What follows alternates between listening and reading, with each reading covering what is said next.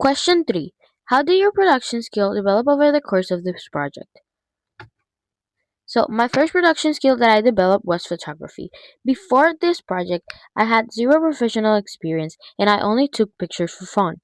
So, in order to do a successful media product, I informed my work through extensive research and I decided to do some practice shots. I began practicing two main techniques, the rule of thirds and framing. I learned how to position my subject in ways that created a more dynamic and interesting background. And I also wanted a more professional look. So I experimented with lighting, like you can see here, with a little bit dimmer lighting, a much more direct lighting, and so on. But this type of techniques were the ones that helped me develop one of the most important type of shots that I needed to take for my magazine, which were the portrait. As you can see here, I used the different type of lighting and make sure that my subject was on focus and that the backgrounds were highlighting my subject. These are the some of the photographs that I had for my final shoot. So in this final shoot, I applied the skills that I talked about last slide using my main shots were the long shots and the medium shots. Now the long shots I have both standing up and sitting down.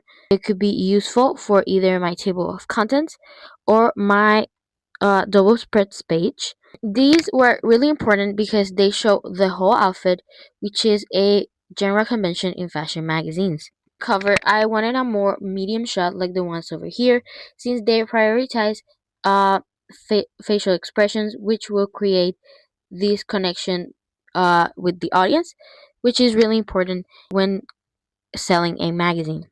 Photo shoots, pictures that I also play with the lighting, but this was mainly done by me moving either a little bit more up to my camera or a little farther away, as I had a standing still lighting that I couldn't move around, so I was the one that needed to move around to get the different effects of lighting that you can see over here with more dramatic shadows or much more clear and direct lighting for the medium shots.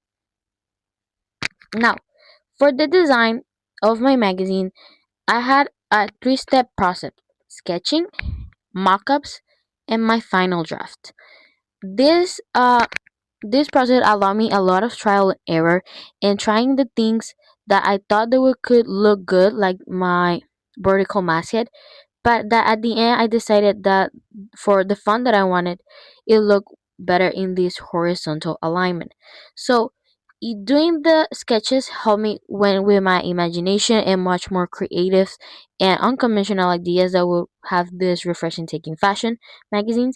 But going into the computer doing the mock-ups, it was what allowed me to see what looked good and what could have been improved. And as you can see, I decided to use the much more conventional way to do a cover. And the same process was for my table of contents, starting with my sketches, my mockups, and my final production. As you can see, this my final production comes from the sketch in which I have four images. But at the end, when I was doing my final draft, I noticed that it looked a little bit too together, so there was not really much space for the text to be clearly read. So I just decided to pick three images for the table of contents. And I did the same for the double spreads page, my two main sketches, and my mockups.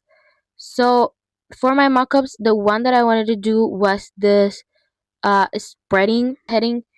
But when I was doing it in my final production, I noticed that it didn't look good with the idea that I had in mind, and that these much more capitalized and bold letters would create a much more dynamic contrast with the other fonts that I had, and it created a better look overall.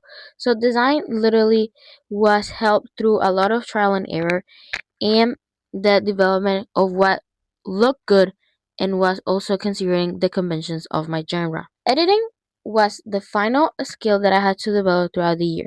I had to do uh learn how to remove the background, learn how to install fonts, and learn how to use brushes.